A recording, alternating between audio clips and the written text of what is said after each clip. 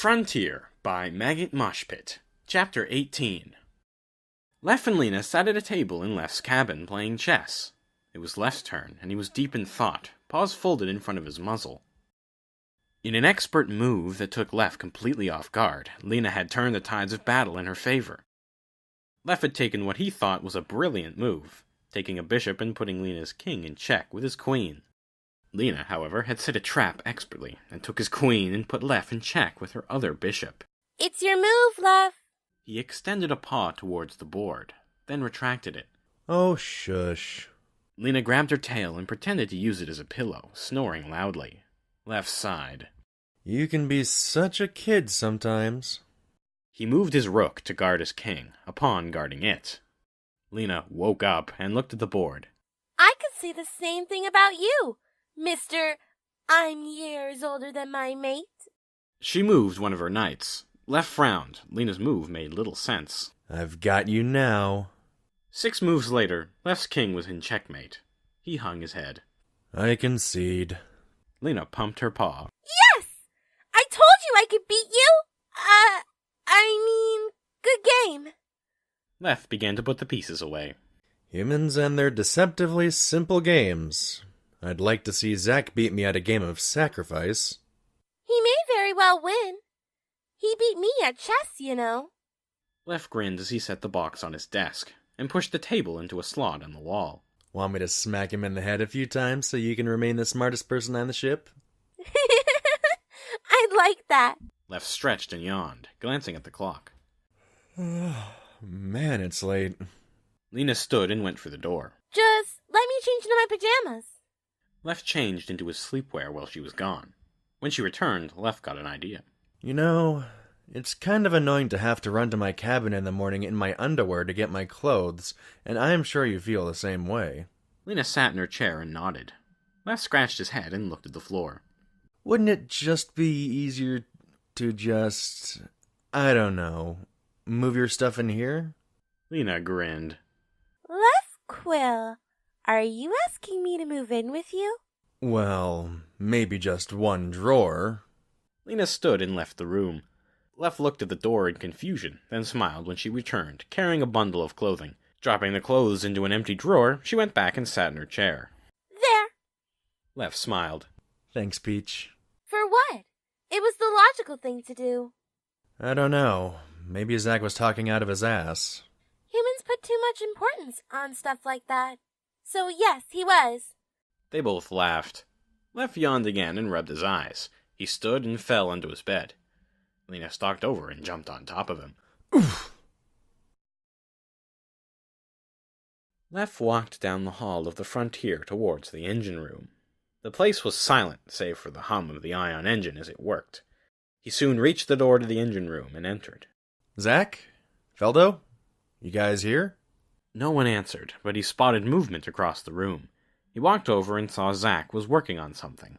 Hey, Zack, why didn't you answer me? Zack continued to tinker with whatever it was, and eventually he put down his tools. Love. Yes? Lef was getting a bad vibe from Zack. Zack turned around and showed him what he was working on. Lef looked at it and froze in place. He wanted to scream, but he couldn't. He wanted to look away, but he couldn't. What Zack held in his hands was an object, just a simple, shapeless shape. But when Lef looked at it, he saw the thing not only in Zack's hand, but in Zack's hand an hour from now, and in Zack's hand 2 hours ago. He saw the thing in his head, in the floor, in the drive, in space, on Alpha 2, in his house on the moon, in the sun, in the moon, on Terra, on Praxis ship, on his grandmother's quilt, anything that needs.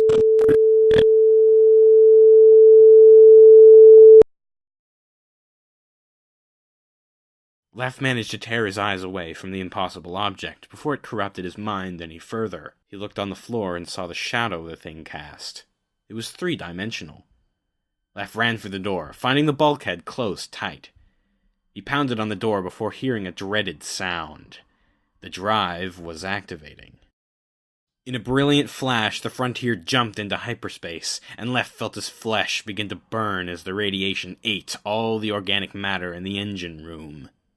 He fell to the floor, his body being mutilated beyond description. He shut what was left of his eyes and screamed with pain. The last thing he heard was Zack saying his name. Lev. Lev! Ah! Lev shot up, his cry of terror echoing around the room. He clutched his chest. His heart was racing, his lungs burning as he gasped. He felt something on his arm and saw Lina was clutching it. He looked at her, her ears back, in a face that showed she was almost as scared as he was. Lev, just take deep breaths. You had a nightmare. He tried to take deep breaths, and eventually was able to lower his heart rate and get his breathing under control. I'm sorry if I startled you, Peach. I wasn't startled. I mean, you sounded like you were in a lot of pain. He flopped back down onto the bed. I don't remember much of it. I think I was in the engine room when the drive came online. Lina lay back as well. That's a pretty terrible dream. Lev shook his head. That wasn't the worst part. There was something else I can't remember. Lina turned Lev's face towards hers. Hey, don't worry about it. If you do, you might remember what it was. She kissed him, and he smiled. You're right. It was just a dream. Lev closed his eyes as fatigue took over his body. Just a dream. Lev awoke the next morning from a dreamless sleep. He reached over to the spot next to him, but found it empty. Sitting up abruptly, he looked around, then at the clock. 12 already? He got out of bed, pulled on some clothes, and meandered to the cockpit. He saw everyone was already on duty, sitting around with nothing much to do. Hey, Peach, you shouldn't have let me sleep in. She turned around and smiled sheepishly. Sorry, you just look so cute. Lev sat in his chair as Surlia failed to suppress a laugh. Anyway, anything out of the ordinary? Zack sighed and placed another card on the table in front of him. Not a single thing. Feldo placed a card on top of Zack's card. There. I win. Zack placed his cards down contemptibly. Man, this game is hard. Try me at chess, then see how you do, Feldo. Feldo poked Zack repeatedly as part of his victory dance. I'm the sacrifice king. Eat my shorts. Feldo, I didn't know you played Sacrifice. Let's have a game. Feldo was about to carry his cards over when his console beeped. Hang on. Left. Low yield weapons fire. Very close. Lev stood. Drop out of hyperspace and arm the cannons. Lina, be ready to hightail it out of here if things go south. As the ship dropped out of hyperspace, the sensors began gathering data, and soon Surlia was able to get a visual of what was going on. 2 ships, both small cruisers. 1, maybe 2 men each. One seems to be attacking the other. The one not attacking is in bad shape. Atrian life signs aboard. I don't know what they did to be attacked, but it looks like they'll be killed if we don't do something. Zack, fire a few warning shots. The cannons blazed, firing projectiles so fast they simply looked like lines of hot metal as they streaked by the attacking ship. It broke off, fired a shot at the frontier, which missed, and jumped into hyperspace without a word. Surlia, what's the status of the other ship? The comm beeped. I think we're about to find out. The image of a burly tiger stared back at Surlia as the other ship hailed them. He spoke in a gruff voice. Much appreciated, cargo vessel. If you don't mind, we need repairs, and would be willing to trade for them. Lev switched the transmission to his screen. This is the captain of the cargo ship the Frontier, and before we do anything, you need to tell me why that other ship was attacking you. The tiger scratched his head. Well, we're both after the same item. They were only going to disable us. Lev tilted his head slightly. Item? So it was a petty squabble. Well, yeah. Alright, you can come aboard and we can negotiate. Docking port is aft. The tiger smiled. Thank you very much. He cut the transmission. Lev jumped up. Surlia, let's go. They walked to the docking bay, arriving as the cycle went through its last few minutes. Surlia faced the door and crossed her arms, as she always did in situations like these. Lev, this had better not be something that wants to eat us. Oh, don't worry about it. Bad luck has to run out eventually. The airlock hissed slightly as it opened, revealing the tiger from the comm. Greetings. My name is Conrad, but everyone just calls me Colonel, and this is my boss. The second figure walked through the door, and as Lev saw him, his eyes grew wide. What? How is this possible? You're dead! Nice to see you too. Sue said as he grinned up at Lef. Lef ran over, giving Sue a bear hug. Oh, What happened to you? How did you escape? let go. And maybe I'll tell you. Sirlia shook her head. I knew it. I knew it all along.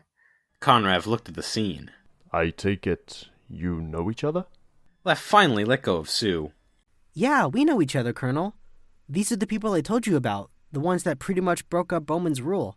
Conrad smacked his head with the realization. Oh, then you must be Lef, and you Lina. Boss told me all about his heroics in saving you. Conrad leaned in. He likes to brag. Sue smacked Conrad playfully. That's Sir Leah, you dope, and I do not brag. Lef couldn't keep the smile off his face. Sue, you have to come and tell us the story. Come on, I'll go get everyone. Lef pushed Sue and Conrad into the conference room and ran to the cockpit. He poked his head inside. Guys, put the cockpit in standby mode. There's someone you need to see. Lina pressed a few buttons. Who is it? You'll see. They followed him, puzzled looks on their faces. Lef grinned uncontrollably as he ushered them into the conference room. Sue stood and waved as they entered. Hey guys, I'm not dead. Sue? Zack and Feldo stood with jaws agape as Lina leaned over the table and looked closely at Sue. My God! It's really you! Hey, it's not like I escaped in the big flashy chase scene. They all sat around the table as Sue started his story. So there I was. I just sprang Lina and I thought I was done for. So I just threw down my gun and held up my paws, and they just took me prisoner. And the cops showed up like an hour later and got me out. Lef had to laugh. That was it? Yep, and of course you haven't heard of any of this. There hasn't been a press release yet, even all these months later. Conrad nodded. And you can bet it's gonna make Sue out to be a big hero. And I'm sure you guys too. Lina waved her paw. Sue, I want to thank you for saving my life. I'm sure I can speak for all of us when I say we will be willing to help you get your ship repaired as thanks. Sue shook his head. No, I should be apologizing to you for all the trouble I caused. I can't imagine how you felt, Lef. Look, let's just call it even and we'll repair your ship. Deal? You got it. There is one other thing you can help me with for old time's sake. He's better not get us eaten. Feldo said. No, this is safe stuff. Well, relatively safe stuff. Colonel, show them. Boss, you sure? Yes, now get the scroll. Conrad pulled out a tube and upended the contents onto the table. A single roll of parchment. Sue pulled out a pair of pistols and used them to weigh down the ends of the roll. As Colonel already told you, we're after something. This. He thrust his finger at the page. It was an intricate drawing of some sort, detailed in its randomness, with an almost mathematical intricacy to it. It resembled a polygon with uncountable size, and was shown to radiate strange energy. Lina studied it with growing interest. What is it? Sue grinned and chuckled. I have no idea, but I know where it is, and that people will pay very good money to get their paws/hands on it. But then, that other ship is looking for the same artifact. We need to hurry. Sue leaned back. Nah, they don't know where it is. They were going to try and hack into our computer, but then you showed up. We've got time. Lef looked at the picture. For some reason, it instilled him with a sense of familiarity. So, where is it? Well, I'd love to tell you, but that's one of the systems that was damaged, our main computer. The coordinates were inside, and I didn't memorize them. Feldo, Zack, you know what to do. Feldo rubbed his paws together and stood. This'll be fun. Conrad stood as well. I'll show them the way around the ship. He led them out the door, even though they knew the way. Lef turned to Sue. Now you have to tell us why you became a treasure hunter. Lina and Sirlia leaned in as he started his story. Well, it all started when I found a gold coin on a deserted planet. The news spread quickly, and soon the conference room was crammed with colonists listening to the stories of Sue's adventures. He soon moved to the cargo bay where he continued, embellishing the stories more and more. He told about how he met Conrad, another rebel against the cult of La Roja, and how he reclaimed the sacred crown of legend for Atria's oldest colony, and other such tales.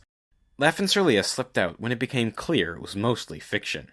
They climbed aboard Sue's ship, where Zack, Feldo, and Conrad were working. Faldo had his head buried inside the computer core, so Lef went over to Zack, as he pondered over the drive's diagnostic software with Conrad. Zack? Oh, Lef. The drive is fucked, for lack of a better word. I don't know what it is about these smaller ships, but they can't keep their drives operational long enough to get anywhere. Conrad looked over the statistics on the screen, clearly having no idea what any of it meant. He looked from Zack to Lef nervously. So you can't fix it? Nope. Fuel injector is busted. The sphere's cracked. 300 circuits fused. Nothing we can do. Sorry, Conrad. Celia patted him on the back. Cheer up, Big Guy. If Feldo can recover the coordinates, we'll take you there ourselves. With 10% of the profits, of course. Celia punched him. For free. Ow! For free! Conrad seemed to cheer up, but his anxiety returned when Feldo walked up. Hey, I got good news and I got bad news. Which one do you want to hear first? There was silence, as no one volunteered an answer. Okay, I'll give you the bad news first. Computer's memory core was damaged, and most of the files were lost. Good news? I can get the coordinates back, but it'll take some time. How much time? Few days at best. You took one hell of a beating. More than you made it out to be. Conrad slammed his paw on the wall. Damn it! He was so close too. When I get my paws on that Glix-Knockenog, I'll punch your blue nose right through a skull! Lef backed up a step. Hey there, Colonel. Slow down. You can get your revenge by mooning this Glix something as you fly away with your prize. It took a few minutes for Conrad to get himself under control. Sorry. Anger issues. Celia smiled at him, hoping he wouldn't smash any of their skulls in. It's all right. We all get a little mad sometimes. Lef thought for a moment, then went for the airlock. You guys see what you can do here. I'm going to get another look at that drawing. Lef walked down the hall, the drawing on his mind. He didn't know where he knew it from, but it seemed important he remember what it was. It was still on the conference room table when he walked in, and he simply sat across from it and studied it. The thing on the page didn't resemble anything. But then again, it could resemble anything you wanted it to with a little stretch of the imagination. The more Lef looked at it, the more it became on the tip of his tongue, and he felt as though if he looked at it just a little longer, he would remember. That moment never came, and it drove Lef crazy. Not being able to look at it anymore, he stood fast and faced the wall, clutching his head. What are you?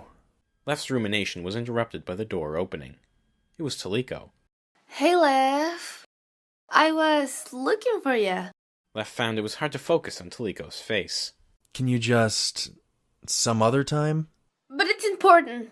Me and Yar made up and now we decided to become mates. Isn't that wonderful? Taliko, I don't have time to deal with you right now. Leave. Taliko's face was the picture of dejection. She was about to say something, but instead just ran out of the room. Lef forgot about her the second she left. Returning to the drawing, he looked over every detail, digging around in his mind for something he wasn't even sure was there.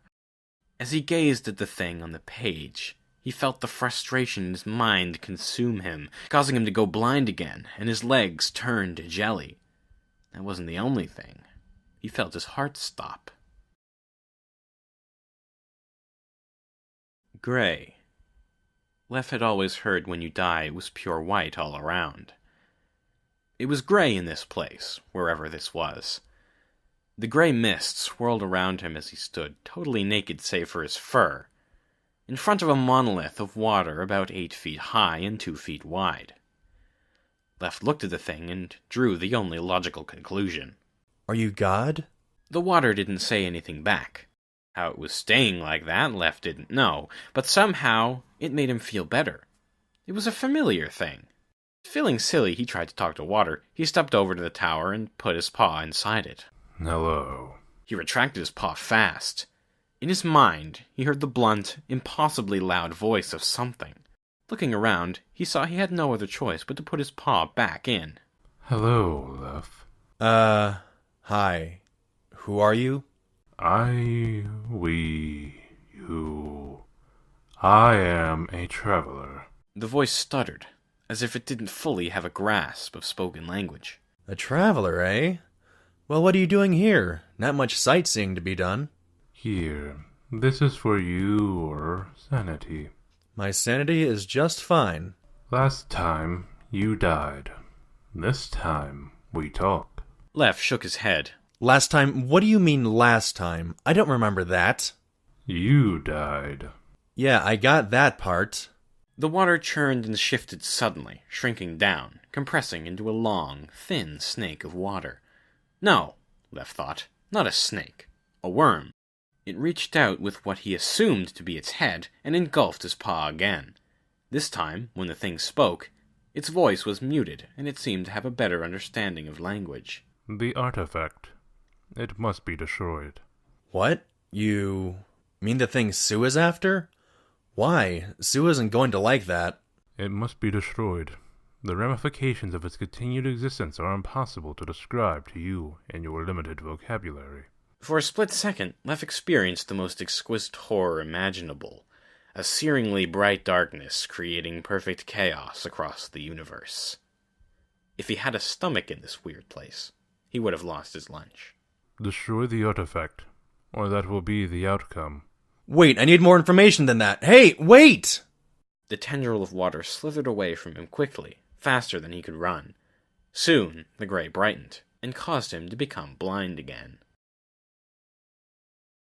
Lef awoke to Sir Leah's lips wrapped around his, as she blew air into his lungs. He coughed hard, and she jumped back, alarmed. Lef gasped several times before he got his voice back. What? Sir Leah felt his pulse as she quickly wiped her face. Lef! Oh, thank God. What?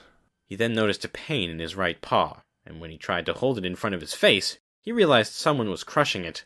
Lina was clutching his paw as though it was a winning lottery ticket, tears streaming down her face. Don't cry, Peach. She took a deep breath to get her voice under control, then spoke. Lef, we thought you were dead. Dee was also crouching beside him, holding her fancy medical scanner she had bought for the old farming community. You were dead for a whole minute. A heart attack. But it's strange. Lef sat up, much to the surprise of Dee and Sir Leah. A heart attack? I don't feel like I've been hit by a truck. Isn't that what it's supposed to feel like? Dee looked at the scanner with increasing puzzlement. You should feel like that. I don't see any cardiovascular damage, no loss of oxygen, nothing that would indicate you just had a heart attack. This is impossible. Lef pulled Lina into a hug, more for her sake than his. He felt fine. He looked around the room at the stunned faces of Rackham, Conrad, Zack, Feldo, Toliko, and Sue as they stared at a man who had just sat up from a heart attack. Dee scratched her head. You have a clean bill of health. This is God's work. Lef gently stroked Lina's fur as she silently cried into his shoulder. Sue, we need to have a talk.